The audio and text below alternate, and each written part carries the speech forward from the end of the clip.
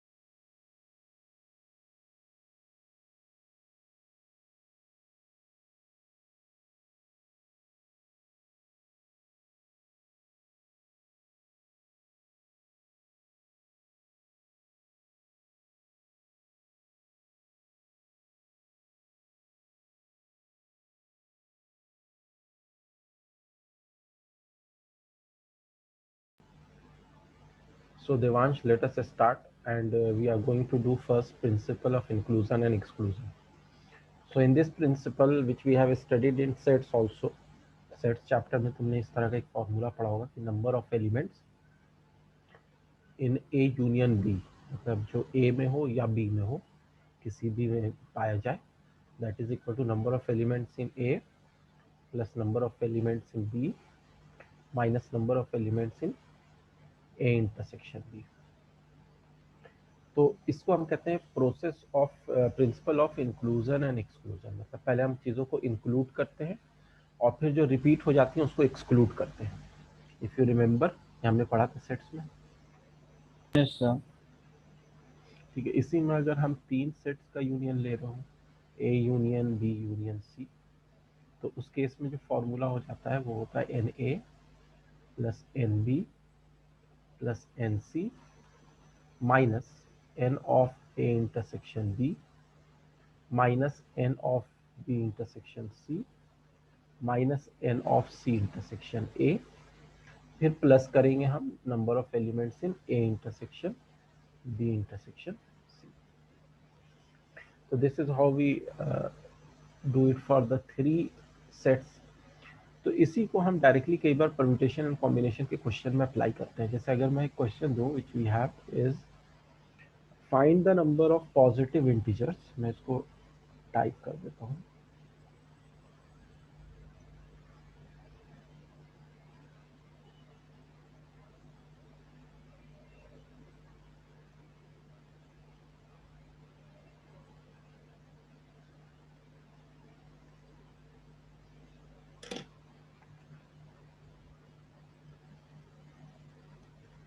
Find the number of positive integers.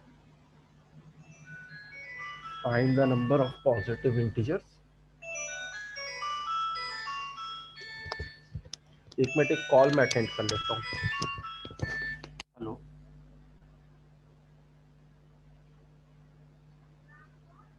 हाँ, वालेकुम. ये अम्मी अभी नहीं है, बताइए क्या बात.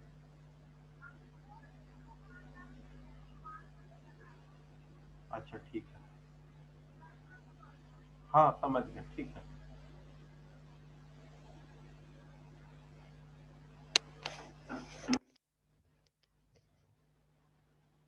So find the number of positive integers from 1 to 1000 which are divisible by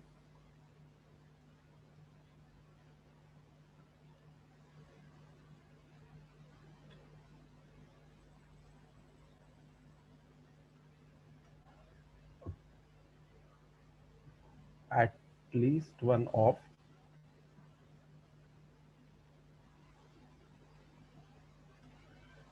two, three और फाइव।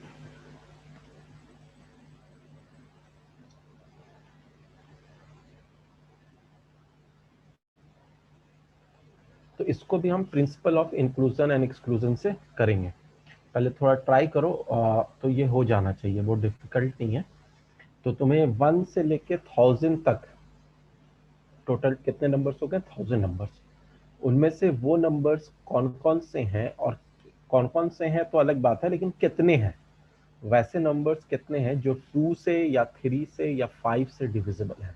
किसी एक से कम होने चाहिए, 2 से भी हो सकते हैं, तीनों से भी हो सकते हैं। तो इसको कैसे कैलकुलेट किया जाएगा? By principle of inclusion and exclusion. एक बार देवांश कैलकुलेट करके बताना। Have you understood the question?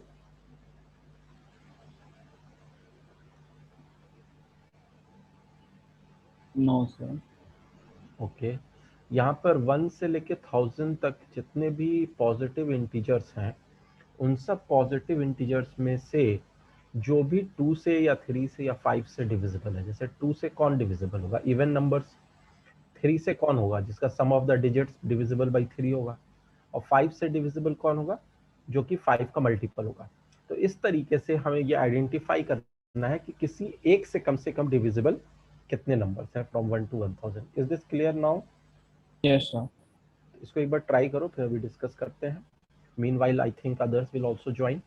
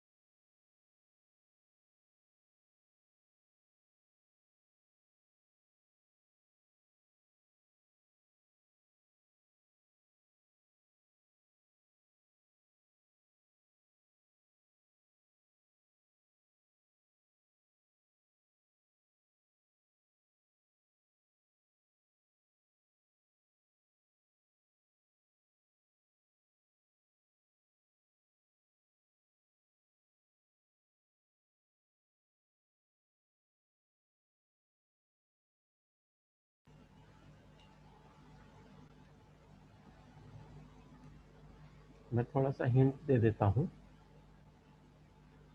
Find the number of positive integers from 1 to 1000 which are divisible by at least one of 2 or 3 or 5। तो हमारे पास यहाँ पे 3 सेट्स होंगे। एक सेट ए होगा, उसमें वो एलिमेंट होंगे जो कि डिविजिबल बाई 2 है। Elements divisible by 2। Another set is B set, जिसमें एलिमेंट्स जो होंगे डिविजिबल बाई 3 होंगे। और एक और है सी सेट, जो एलिमेंट्स डिविजिबल बाई 5 होंगे। तो अब तुम्हें करना क्या है, निकालना क्या है इसमें? इसमें तुम्हें ये निकालना है कि what are the number of elements which belong to A set और बी सेट और सी सेट। सर इसमें तो डायरेक्ट पे फॉर्मूला लग जाएगा। हाँ, डायरेक्टली फॉर्मूला लग जाएगा बिल्कुल, लेकिन उस फॉर्मूले में जो वैल्यूज डालोगे वो तुम्हें कैलकुलेट करनी पड़ेगी परम्यूटेशन एंड कॉम्बिनेशन तरीके से। Okay sir.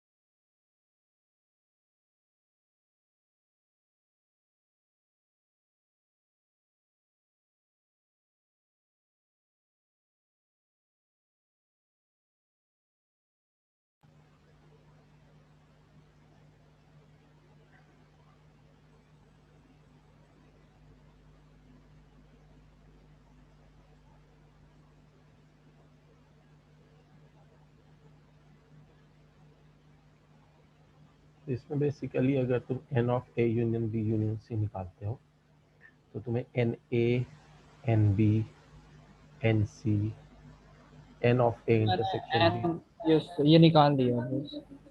अच्छा बताओ क्या है, एन ए क्या है? तो सर एन ए 500 आ रहा है। 500, दैट इज करेक्ट, ठीक है। सर और बी एन बी,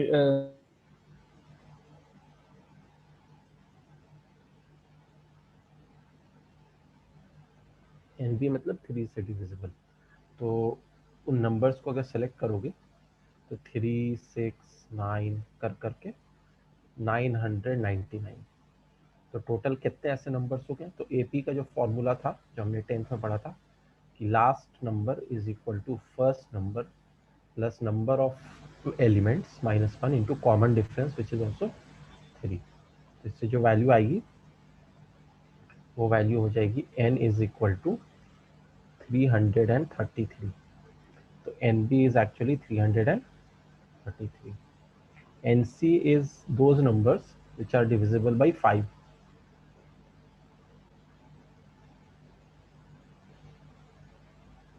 तो 5 से जो डिविजिबल नंबर्स होंगे वो कितने होंगे? Have you found out Divansh? Yes sir वो भी डिस्कनेक्ट हो गया था। सर 200 होंगे। 200 होंगे, करेक्ट है। अच्छा अब उसके बाद ये तो तीनों हमने निकाल लिया। उसके Yes. बाद अब हमें निकालना है n of A intersection B. Intersection का मतलब ये हो गया यहाँ पे कि जो 2 से भी डिविजिबल है और 3 से भी डिविजिबल है। तो यस तो सर वैसे उसका एलसीएम लेके हो सकता था। हाँ, 2 और 3 का एलसीएम इज 6। Yes sir. तो 6 तो उसके बाद, 160। उसके बाद क्या आएगा? 12, फिर 18। और जो लास्ट नंबर 6 से डिविजिबल होगा वो तुम देख सकते हो, जैसे 1000 को अगर तुम मान लो 6 से डिवाइड करते हो तो 6 1 is 6, 4 0 बचा, 6 6 is 36, फिर 4 0 बचा, फिर 6 6 is 36, फिर 4। 166। हाँ तो 4 एक्स्ट्रा बच रहा है ना, तो दैट मीन्स कि जो लास्ट नंबर होगा वो 996 होगा, जो कि 6 से डिविजिबल है। तो ऐसे कितने नंबर यस हो गए? तो last number is equal to first number plus n minus one into common difference is 6। तो इसको भी कैलकुलेट अगर करते हैं तो इससे n की वैल्यू जो आएगी वो आएगी 9/6 से डिवाइड करेंगे तो 616, 9 बचेगा, 6 6 36, 166। सर जैसे कि आप इसमें एपी का फॉर्मूला लगा रहे हैं, मैंने डायरेक्ट डिवाइड कर दिया था। तो मतलब हाँ अगर हाँ, वो भी कर सकते हो, जैसे 166 तो यहाँ पे आ ही रहा है यस सर। तो इसको डायरेक्ट भी लिख सकते हो, इसकी ज़रूरत नहीं है, इसको डायरेक्ट भी लिख सकते हो। गुड। फिर number of elements in B intersection C निकालेंगे तो दोज नंबर्स कितने आए बताओ इसके? तो 66 आए। 66 मतलब 15 से तुमने यस डिवाइड किया है ना? Yes sir. ठीक है, 66 आ गए। सी इंटरसेक्शन ए कितने आ रहे हैं? सर वो 100 आ रहे हैं। ठीक है, ये भी सही है। अच्छा अब लास्ट में n of A intersection B intersection C निकालेंगे, वो क्या होगा? तो सर इसमें मैंने मतलब तीनों का एलसीएम ले लिया था 235 का। हम्म, तो सर 33 आ रहा था मेरे आंसर। 33 आ रहा है, ओके। अब फाइनल वैल्यू जब निकालेंगे इसको कैलकुलेट करेंगे बाय दिस फॉर्मूला, तो इसकी वैल्यू आएगी 500 प्लस, ये तो कैलकुलेशन वाला पार्ट तो कर ही लोगे ना, इतना हो गया तो कैलकुलेशन तो कर ही लोगे। फाइनल आंसर क्या आ रहा है बताओ तो? इससे फाइनल आंसर भी कैलकुलेट नहीं किया। कैलकुलेट करके एक बार बताना। Okay sir.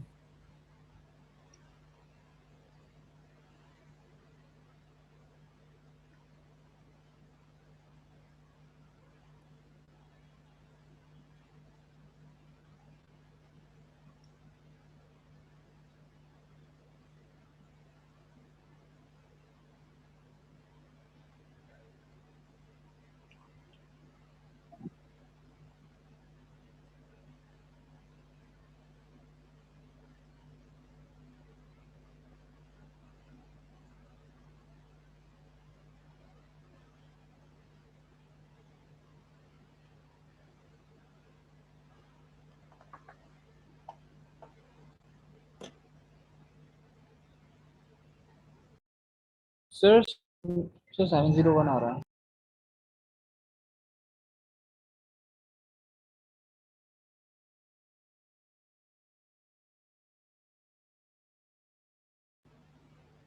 Seven zero one, लेकिन आंसर नहीं है, आंसर है 734। ठीक, कैलकुलेशन में कोई मिस्टेक तो नहीं कर रहे हैं? एक बार चेक कर लेते हैं। यस सर, वो मैं लास्ट वाला -33 करना भूल गया था। ओके ओके, माइनस नहीं, +33 करोगे ना? Yes sorry sir. तो दिस विल बी 734। ठीक है, तो mutual inclusion and exclusion principle से इस तरीके से हम कैलकुलेट करते हैं। कौस्तुभ केवीपीवाई का जनरली फॉर्म निकलता है नवंबर में, तो आई थिंक उसी के आसपास का डेट होगा।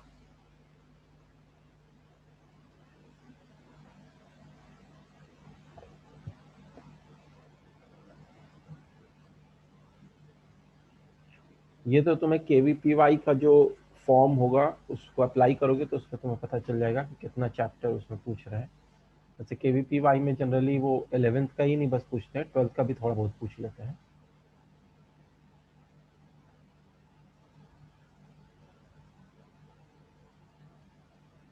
ओके, रजिस्टर कर लिया है, गुड।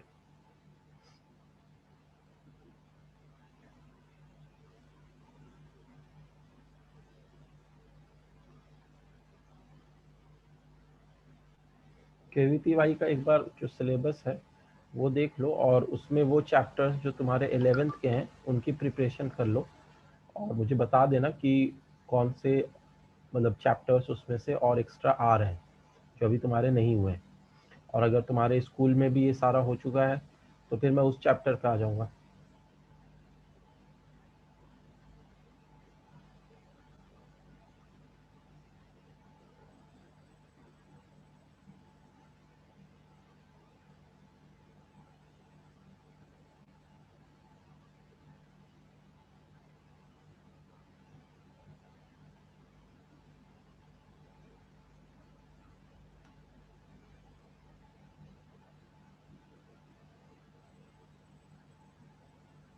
नहीं, बायो नहीं आएगा। अगर तुम साइंस स्ट्रीम में मैथ्स का सेक्शन ले रहे हो तो बायो नहीं आएगा।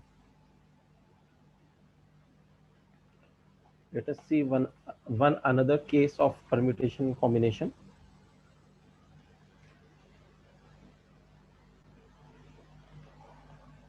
Another topic, second topic is, ये सारे टॉपिक्स के लिए एक हम एग्जांपल से इन टॉपिक्स को समझ रहे हैं। तो second topic is permutation of the objects taken some at a time. Permutation of objects taken some at a time। तो इस कॉन्सेप्ट पे बेस्ड अगर हम कोई क्वेश्चन देखें तो we have total number of ways of forming, find total number of ways of forming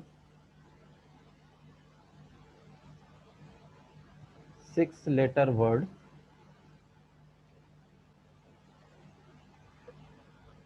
from the letters of word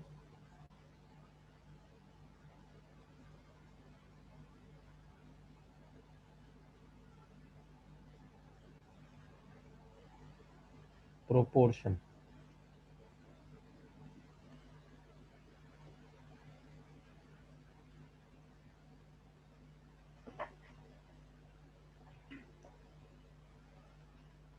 so here again proportion में तुम्हारे पास कितने लेटर्स हैं? 1 2 3 4 5 6 7 8 9 10। लेकिन इनमें से अगर 6 लेटर को हमें यूज करके वर्ड बनाना हो तो हम कितने तरीके से ये काम कर सकते हैं?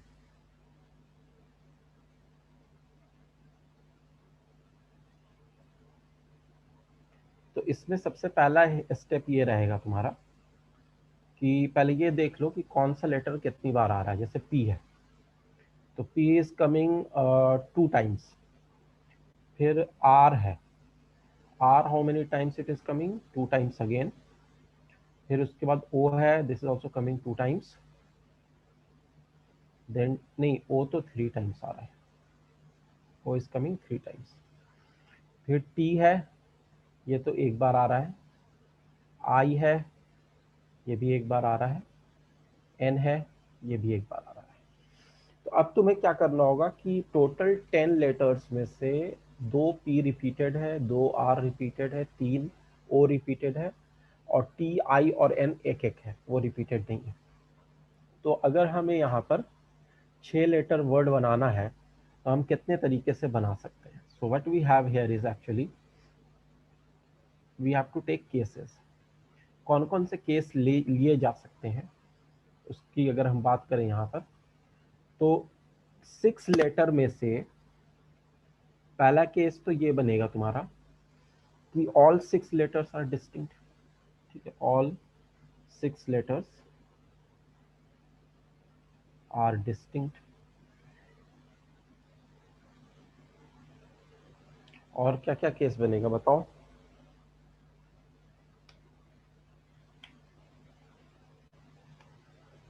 देवांश एंड कौस्तुभ,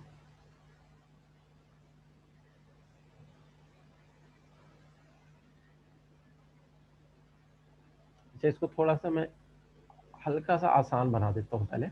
यहाँ पे 6 लेटर वर्ड की जगह कर देता हूँ 4 लेटर वर्ड। ठीक है, एक बार इसको समझ लोगे तो 6 लेटर वर्ड भी कर सकते हो, 4 लेटर वर्ड। ठीक है, तो ऑल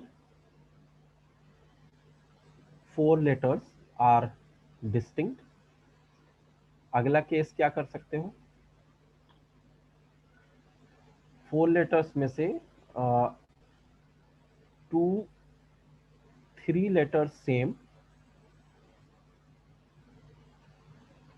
एंड 1 डिस्टिंक्ट। केस 3 क्या हो जाएगा? 2 लेटर्स सेम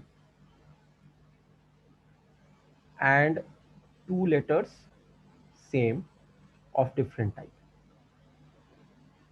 और क्या हो सकता है केस नंबर 4 अगर हम देखें?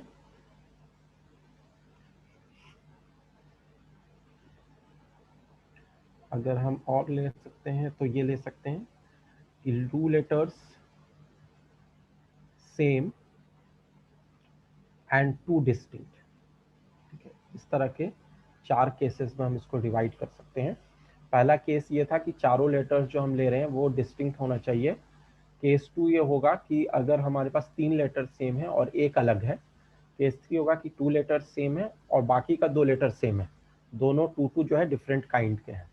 केस नंबर 4 होगा 2 लेटर सेम एंड 2 डिस्टिंक्ट।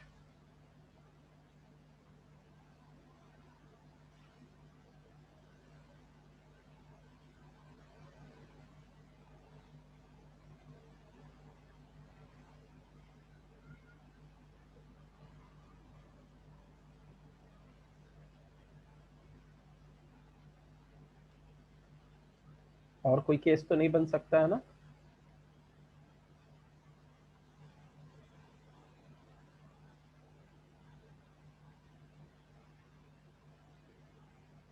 तो कैन यू टेल मी कि तीनों केसेस में कितने एलिमेंट्स आ रहे हैं?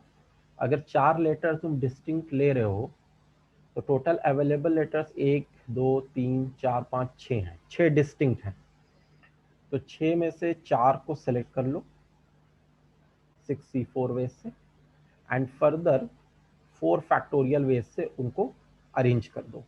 तो हम यहाँ पे परम्यूटेशन का फॉर्मूला ना लगा के कॉम्बिनेशन का फॉर्मूला पहले लगा रहे हैं, उसके बाद उसको अरेंज कर रहे हैं।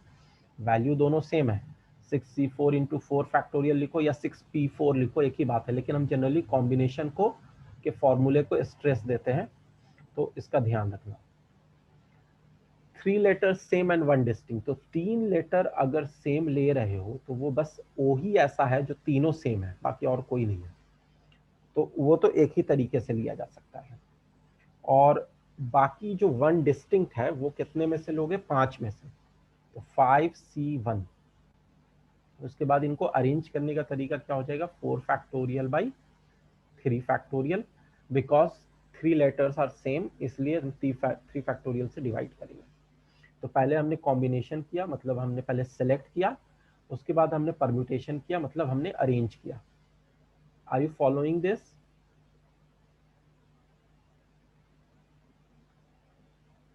Devansh and Ashish, are you following this?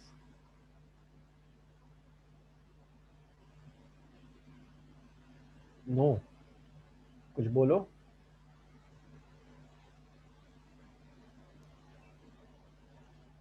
Sir समझ में नहीं आ रहा.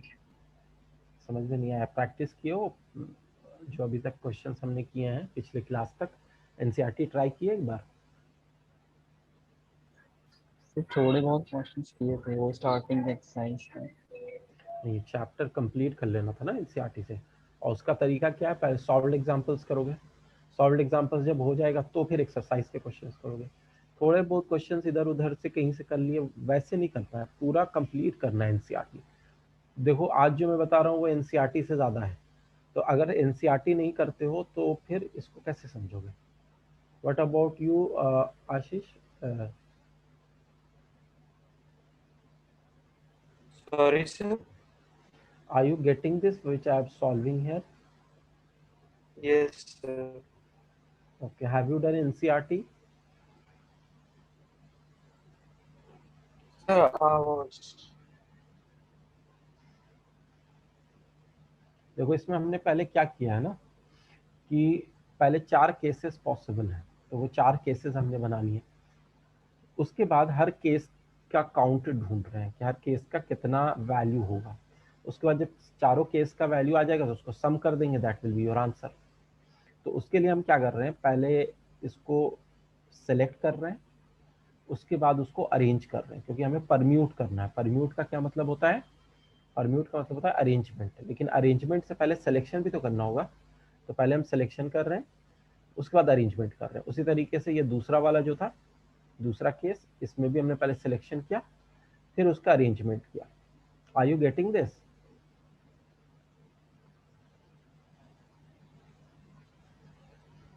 समझ में आ रहा है देवांश? थोड़ा बहुत तब क्लियर हो रहा है या नहीं हो रहा है? Yes sir. यस. ओके. अच्छा, 2 letters same and 2 letters same की अगर हम बात करें तो ये 3 में से पहले कोई 2 को सेलेक्ट कर लेते हैं 3C2 वेज से. अब जो भी 2 सेलेक्ट किया है उनका 2 लेटर यूज कर रहे हैं हम, तो उनको अरेंज करने का तरीका क्या हो जाएगा? 4 factorial by 2 factorial into 2 factorial. इसके बाद 2 लेटर सेम एंड 2 डिस्टिंक्ट अगर हम करते हैं तो उस केस में क्या होगा? 2 लेटर सेम हम इन तीनों में से कोई भी एक ले सकते हैं 3C1 वेज से, और बाकी 2 डिस्टिंक्ट जो लेंगे हम, बाकी के बच्चे 5 में से लेंगे 5C2 वेज से. और फिर मल्टीप्लाई कर देंगे इसको by the arrangement which is 4 factorial by 2 factorial.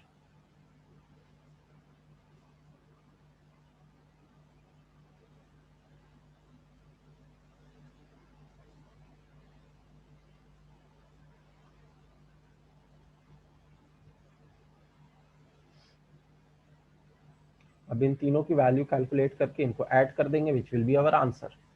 Value calculation तो कर लोगे, आई होप सो. इसकी क्या वैल्यू आएगी, इसकी क्या वैल्यू आएगी, इसकी क्या वैल्यू आएगी और इसकी क्या वैल्यू आएगी, और सबको ऐड कर देना है. तो टोटल नंबर ऑफ केसेस जो पॉसिबल हैं वो सारे केसेस को हम ऐड कर देंगे. थोड़ा सा सुस्त लग रहे हो आजकल तुम लोग, थक गए हो क्या? अभी तो शुरू हुआ है, अभी तो 11th में आए हो. अभी तो 2 साल तुम्हें स्ट्रगल करना है और enjoy that struggle and try to do good in your subject. कोई और बात है बताओ? थोड़ा सा लग रहा है कि रिस्पॉन्स कम आ रहा है. और 11th में आके मैथ्स एंड फिजिक्स काफी टफ हो गई है. हाँ ये तो है. Maths and physics will be very tough in class 11th specially. जिस तरीके से हम लोग 10th तक पढ़ते थे उस तरीके का अब मैथ और फिजिक्स नहीं है. इवन केमिस्ट्री में भी तुम्हें थोड़ी डिफिकल्टी होगी लेकिन हाँ फिर भी कम होगी. लेकिन मैथ्स और फिजिक्स में तो रियली इट इज़ जो है वो तुम्हें समझना पड़ेगा कि उसको कैसे करना है. ये शुरू में क्वेश्चन समझना ही इम्पोर्टेंट है, धीरे धीरे करने भी लगोगे.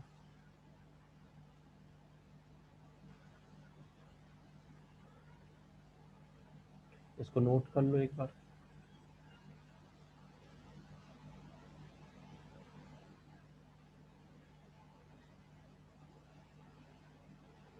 थर्ड जो पॉसिबल क्वेश्चन होता है वो किस तरह का होता है, उस पर आ जाते हैं।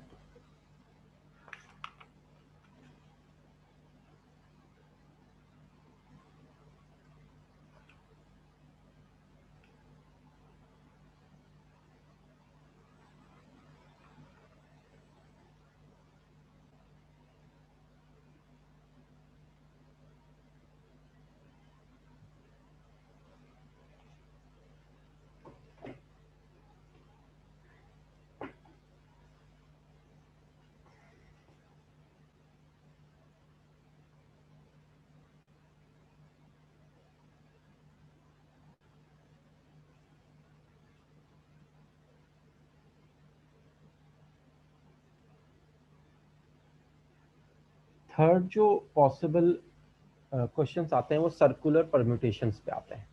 So circular permutations are not given in your NCERT, लेकिन तुम्हारे सर्कुलर परम्यूटेशन से क्वेश्चन बहुत बार आ चुके हैं जेई मेंस वगैरह में भी, एडवांस में भी। तो सर्कुलर परम्यूटेशन में क्या होता है कि अभी तक हम जो परम्यूटेशन पढ़ रहे थे, दैट मीन्स जो अरेंजमेंट पढ़ रहे थे, दैट वाज लीनियर। तो अगर एन ऑब्जेक्ट्स को तुम लीनियरली अरेंज कर रहे हो, लीनियर अरेंजमेंट कर रहे हो एन ऑब्जेक्ट्स का, तो उसके कितने नंबर ऑफ वेज होते हैं? N factorial ways. और अगर तुम सर्कुलर अरेंजमेंट कर रहे हो एन ऑब्जेक्ट्स का, तो उसके एन फैक्टोरियल वेज नहीं होते हैं, उसके फिर n minus one factorial ways होते हैं। क्योंकि जब हम लीनियर अरेंजमेंट करते हैं तो हमें पता है कि स्टार्टिंग एक अलग पोजीशन है और एंड एक अलग पोजीशन है। लेकिन जब हम सर्कुलर परम्यूटेशन करते हैं तो उस केस में हम कहाँ से स्टार्ट करें वो हमें नहीं पता होता है। तो हम किसी भी पॉइंट पे एक बार फिक्स करके एक एलिमेंट को रख देते हैं, जैसे 1 को या 2 को, किसी को भी रख दिया। उसके बाद उसके रेफरेंस में सर्कुलर अरेंजमेंट करेंगे, तो बाकी जो बचे हुए n-1 है वो लीनियरली बिहेव करेंगे। तो एक एलिमेंट को हम क्या करते हैं सर्कुलर परम्यूटेशन में, एक एलिमेंट को स्टार्टिंग का पॉइंट बनाने के लिए यूज करते हैं। वेराज लीनियर अरेंजमेंट में किसी को स्टार्टिंग का पॉइंट बनाने के लिए यूज करना नहीं पड़ता है। तो यहाँ पर एक कम हो जाएगा, तो उसमें n-1 फैक्टोरियल हो जाता है। और इसमें भी एक केस ये है कि if clockwise and anti clockwise are same, जैसे एग्जांपल ले लो कि टेबल पे लोग, सर्कुलर टेबल है, उस पे चारों तरफ लोग बैठ रहे हैं पूरे सर्कल पे। तो वहां पर जो है वो हम एंटी क्लॉकवाइज और क्लॉकवाइज को सेम नहीं ले सकते हैं। लेकिन जैसे मान लो कोई गार्लैंड है, कोई हार है, उसमें फूल हम डाल रहे हैं, तो उसको घुमा दोगे तो दूसरा क्लॉकवाइज हो जाएगा, इधर कर दोगे तो एंटी क्लॉकवाइज हो जाएगा।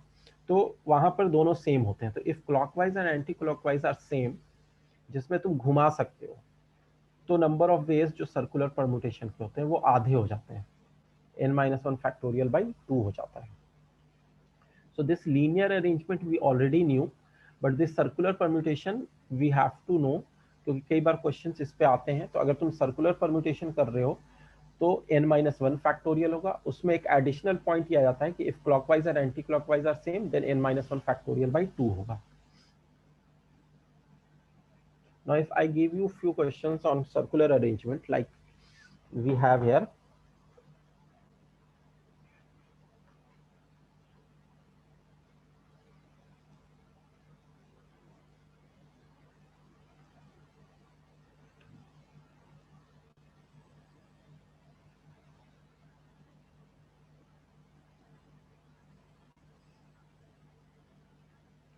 find the number of ways। Question को समझना भी काफी इंपॉर्टेंट होता है। in which 9 people can be seated on a round table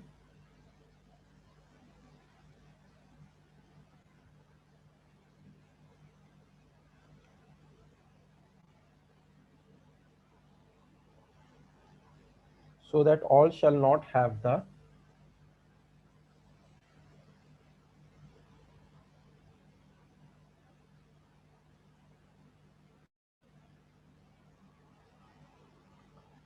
same neighbors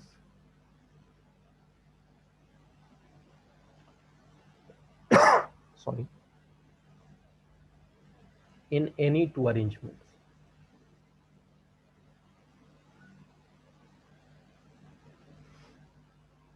सो यहाँ पे तुम्हें खुद से सोचना है कि यहाँ पर किस तरीके का क्वेश्चन पूछ रहा है, वहां पे क्या फॉर्मूला लगना है.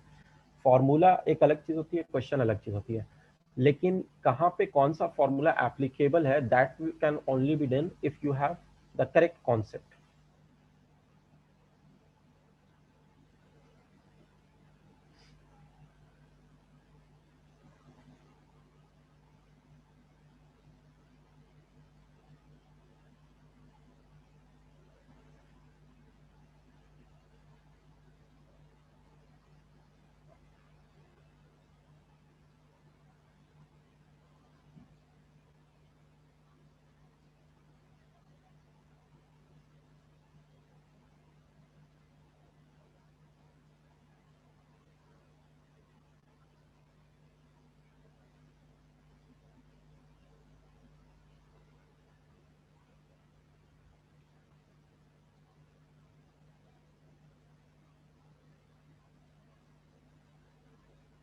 यहाँ पर कौन सा फॉर्मूला लगेगा, n तो 9 है, तो लीनियर तो है नहीं, सर्कुलर अरेंजमेंट है, लेकिन सर्कुलर अरेंजमेंट में ये काफी इंपॉर्टेंट पॉइंट दिया हुआ है,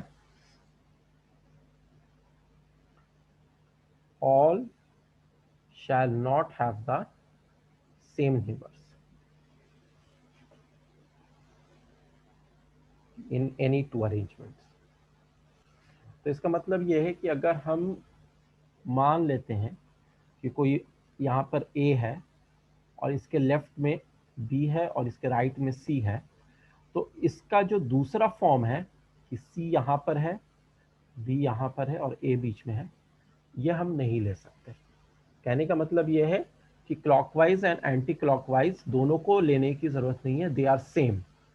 चाहे BAC लिखो या CAB लिखो, यहाँ पर A का जो नेबर है वो BC है, यहाँ पर भी जो A का नेबर है वो BC है, तो इसलिए इसको हम फिर से दोबारा नहीं यूज करेंगे. तो क्लॉकवाइज और anti clockwise are same in this question. तो हमारे पास जो आंसर आएगा वो आएगा n-1 का फैक्टोरियल अपॉन 2, विच मीन्स 8 का factorial upon 2. This will be your answer. Are you getting this?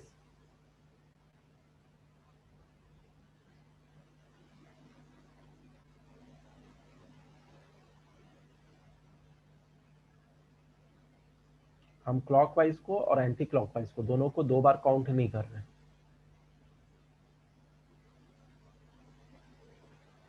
Let us come to one more question.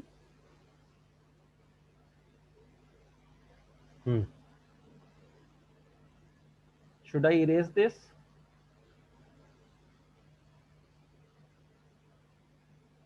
Just a minute, sir. Okay. Next question is find number of ways in which 7 Americans find the number of ways in which 7 Americans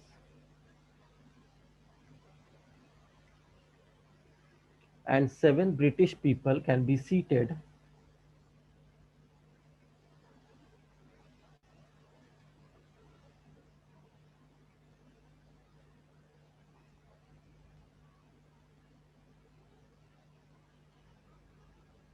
on a round table so that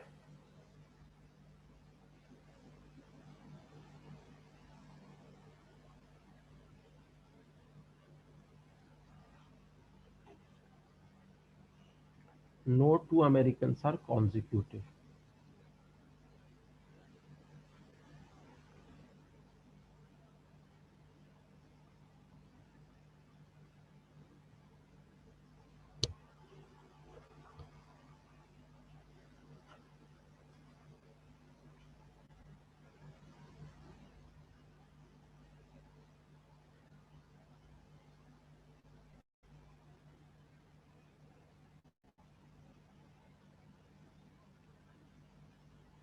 तो यहाँ पर भी round table पे बैठ रहे हैं, और यहाँ पर क्लॉकवाइज और एंटी क्लॉकवाइज सेम नहीं है, दे आर डिफरेंट। तो जो नॉर्मल फॉर्मूला है n-1 फैक्टोरियल वही लगेगा, लेकिन ऐसे अपफ्रंट नहीं लगा सकते, क्योंकि यहाँ पर दूसरी एक कंडीशन दे दी है कि no two American are consecutive. तो इस कंडीशन को फिलफिल करते हुए इन 14 लोगों को अरेंज करना है, जिसमें से 7 अमेरिकन है और 7 ब्रिटिश पीपल है।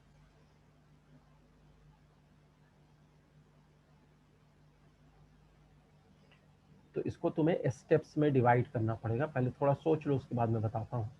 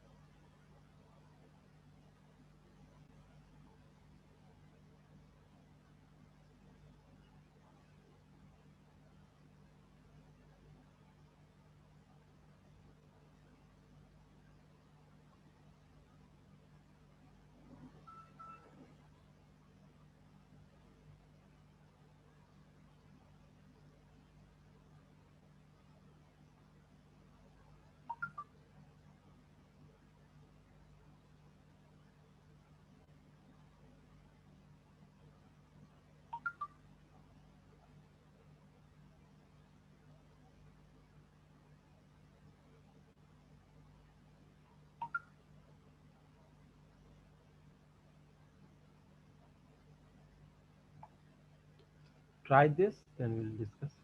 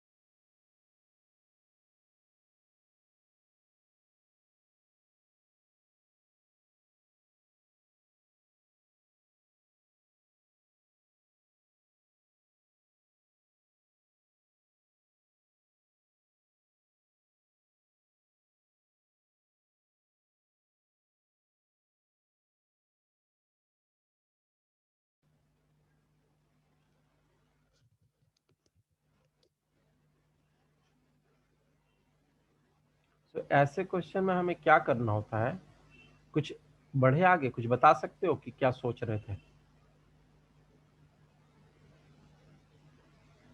देखो, ऐसे क्वेश्चन में हमें क्या करना होता है कि जिसको कॉन्जिक्यूटिव नहीं बिठाना है, अमेरिकन को कॉन्जिक्यूटिव नहीं बिठाना है, तो हम जिनके ऊपर कोई कंडीशन नहीं है उसको पहले बैठाएंगे।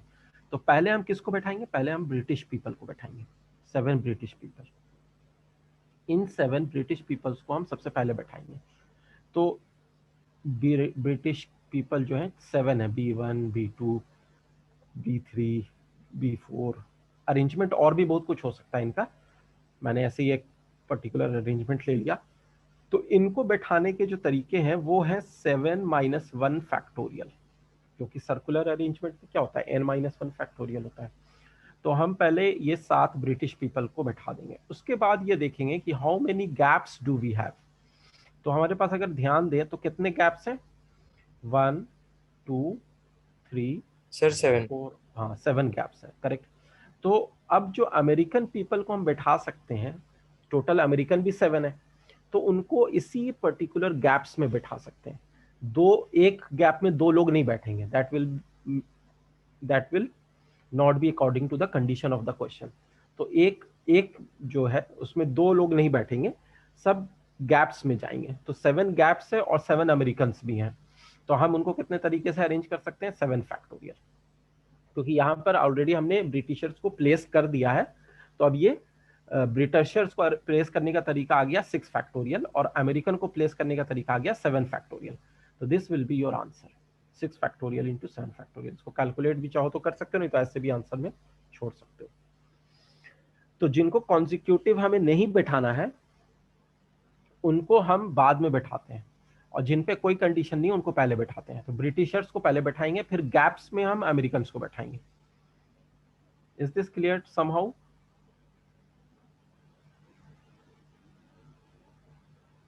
Yes sir. ओके। Yes.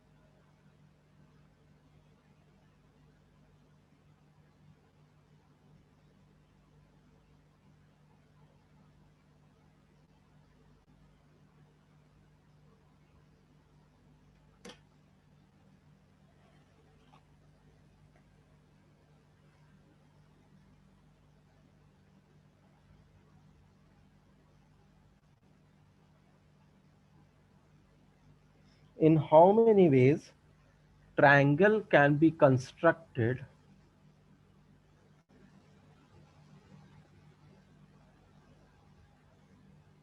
कुछ ज्योमेट्रिकल प्रॉब्लम्स भी आते हैं कई बार, तो ये one of those geometrical problems है।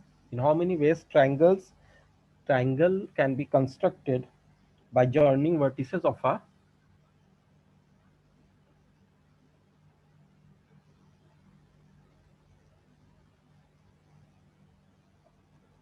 quindecagon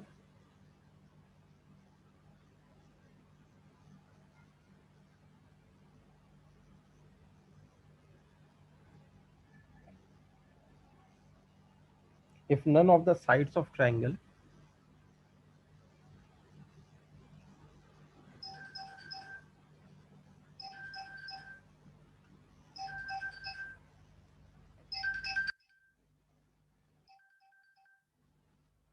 सर क्वीन डेकागन मतलब? hello yeah no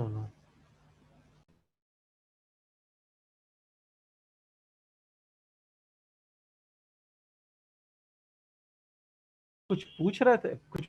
yes sir, queen decagon मतलब? मैं बताता हूँ, एक बार पूरा क्वेश्चन टाइप करने दो। इन how many veg triangle can be constructed by joining vertices of a quindecagon if none of the sides of triangle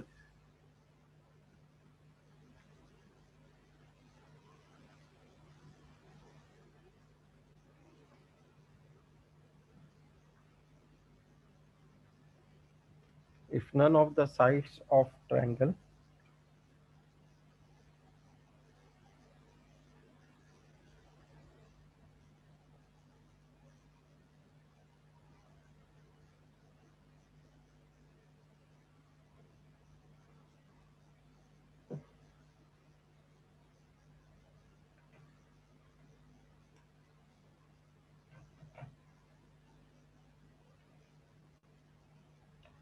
can be sides of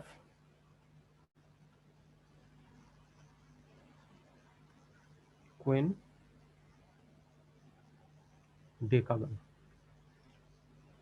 so question में ये कह रहा है कि in how many ways triangle can be constructed by joining vertices of a quindecagon। quindecagon मतलब 15 sided। तो इसमें ये बोल रहा है कि हम कितने तरीके से ट्राइंगल बना सकते हैं by joining vertices of a quindecagon which is 15 sided polygon if none of the sides of it if none of the sides of triangle can be sides of quindecagon। तो कंडीशन क्या दी गई है कि जो भी हम बना रहे हैं 15 साइड उसके हैं, 1 2 3 4 5 6 7 8 9 10 11 12 13 14 15, ये 5 साइडेड है। एक मतलब थोड़ा सा अजीब तरह का बन गया है, लेकिन 15 साइडेड है, 15 sided. So it is a quindecagon. अब हम जब ट्राइंगल बनाएंगे तो इस बात का हमें ध्यान रखना है कि कोई भी ट्राइंगल ऐसा नहीं हो जो कि क्विंडेकागन का साइड हो। जैसे ये एक ट्राइंगल मैं अगर लूं तो इसका कोई भी साइड क्विंडेकागन का साइड नहीं है, तो इसको हम एक्सेप्ट कर सकते हैं। लेकिन मान लो अगर मैं गलती से ऐसा कुछ ले लेता हूं कि ये ले लिया और ये ले लिया और ये है, तो this is the side of the quindecagon also, तो इसको हम नहीं ले सकते। तो हमें ये बताना है कि हम ऐसे कितने ट्राइंगल्स बना सकते हैं जिसके कोई भी साइड जो है वो क्विंडेकागन के साइड से ओवरलैप ना करे। मतलब ट्राइंगल के वर्टिसेस ही आपके उसके एडजेसेंट नहीं पे आना होना। चाहिए। हम्म? सर मतलब ट्राइंगल के वर्टिस के पैरामीटर पे आने चाहिए। हाँ, ट्राइंगल के जो वर्टिसेस हैं वो तो डेकागन के वर्टिसेस के ऊपर आने चाहिए, लेकिन दो दो वर्टेक्स कॉन्जिक्यूटिव नहीं हो सकता है, क्योंकि अगर कॉन्जिक्यूटिव हो गया तो फिर जो ट्राइंगल का साइड एक हो जाएगा वो उस डेकागन के साथ, क्वीन डेकागन के साथ ओवरलैप कर जाएगा। जैसे मैं पहले छोटा क्वेश्चन देता हूँ, 7 साइडेड के लिए करो, अभी 15 साइडेड के लिए मत करो, 7 साइडेड के लिए करो। 1 2 3 4 5 6 7। ये थोड़ा दिख रहा है ना, 15 साइड दिखने में थोड़ा दिक्कत होगी, पहले पहले 7 साइडेड के लिए करो, वही क्वेश्चन 7 साइडेड के लिए।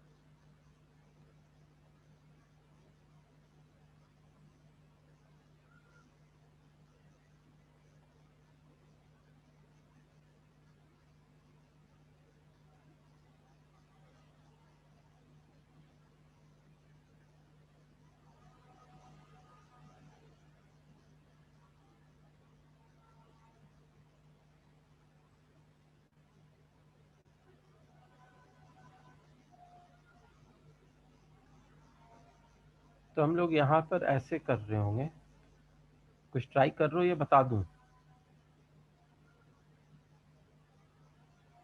सबसे पहले इसके जो वर्टिसेस हैं वो कितने हैं, 7 हैं। 7 साइडेड है तो 7 वर्टिसेस भी हैं।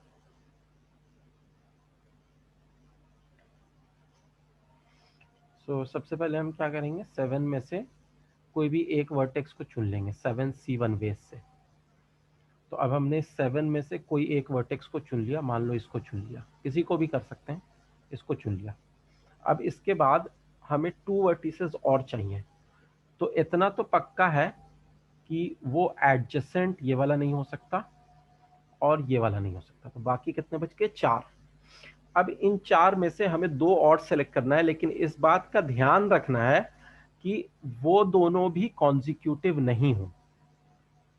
तो अगर तुम इसको देखते हो तो पहले ये सोचोगे कि 4C2 वेज में से हम चारों में से 2 ले सकते हैं, 1 2 3 4। तो 4 में से 2 कोई भी ले सकते हैं, लेकिन अगेन वो कॉन्जिक्यूटिव नहीं होने चाहिए। तो हम क्या करेंगे कि 7C1 वेज से हमने एक वर्टेक्स जो ले लिया, उसके दोनों साइड वाले वर्टेक्स को नहीं ले रहे हैं। उसके बाद हम 4 में से 2 लेना चाह रहे हैं,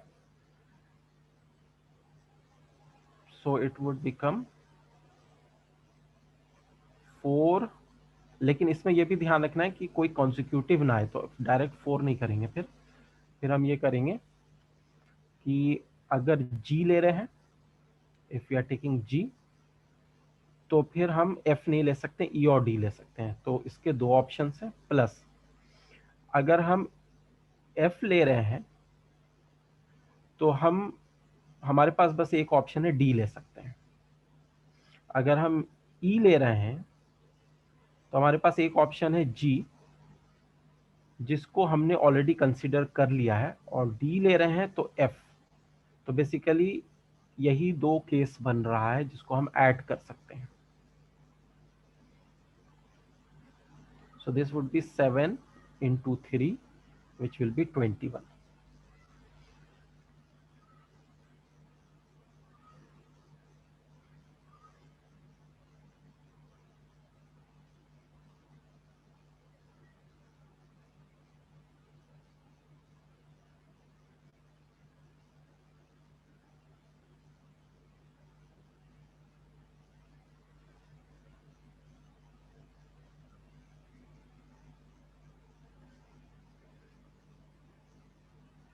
एक और इम्पॉर्टेंट थ्योरी है जो तुम्हें करानी है मुझे।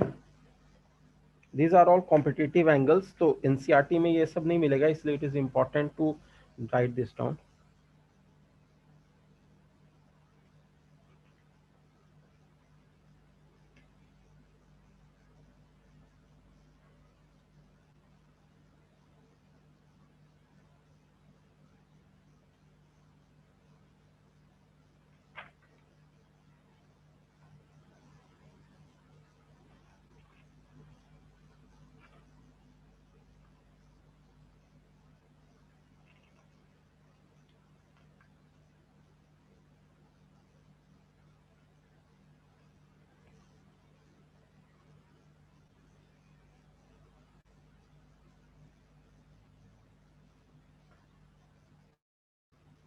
अच्छा, एक इस तरह का क्वेश्चन काफी कॉमन है कॉम्पिटिटिव एग्जाम्स के लिए। This topic is distribution of alike objects. एक तरह के ऑब्जेक्ट्स हैं और उनको तुम्हें डिस्ट्रीब्यूट करना है। For example, we have n identical coins. We have n identical coins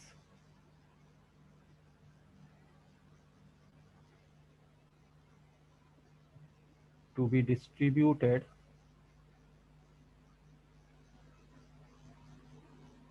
among p persons. Coins identical हैं लेकिन persons distinct हैं, so that any person can get any number of coins.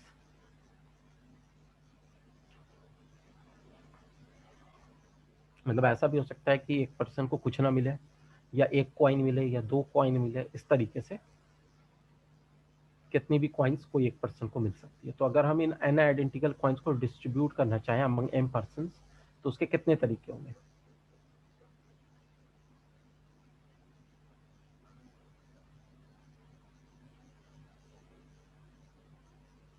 सो इसमें सबसे पहले हम क्या करते हैं कि इसका मैं फॉर्मूला डिराइव कर रहा हूँ, ठीक है, याद करने के लिए नहीं कह रहा, डिराइव कर रहा हूँ। तो इसका फॉर्मूला जब हम डिराइव करते हैं तो उससे पहले हम क्या करते हैं कि इफ इसी पर्टिकुलर केस के लिए if each person gets at least one coin, if each person gets at least one coin, n identity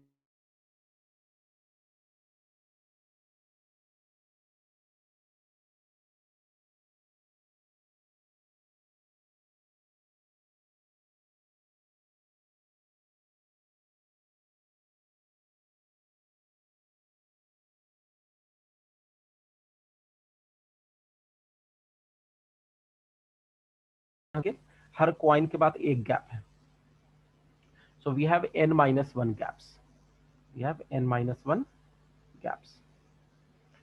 तो हम क्या करेंगे कि इन गैप्स में से कितने गैप्स हमें सेलेक्ट करने हैं इसका ध्यान रखना है. तो टोटल पर्सन्स p हैं. जैसे मैं तुम्हें एग्जांपल दूं कि n is equal to suppose करो 10 है and p is equal to 3 है. एक एग्जांपल ले रहा हूं. तो मैंने क्या किया, 1 2 3 4 5 6 7 8 9 10 कॉइन्स रख दिए. तो गैप्स कितने हमें मिल रहे हैं, इस तरीके से करके 9 गैप्स मिल रहे हैं. 9 गैप्स मिल रहे हैं. अब हमें क्या करना है कि इन 9 गैप्स में से सिंस 3 पार्टीशंस होने चाहिए, तो इन 9 गैप्स में से कोई भी 2 गैप अगर हम सिलेक्ट कर सकते हैं तो कर लें. अगर हम 2 गैप को सिलेक्ट करेंगे, मान लो एक गैप ये हो गया, एक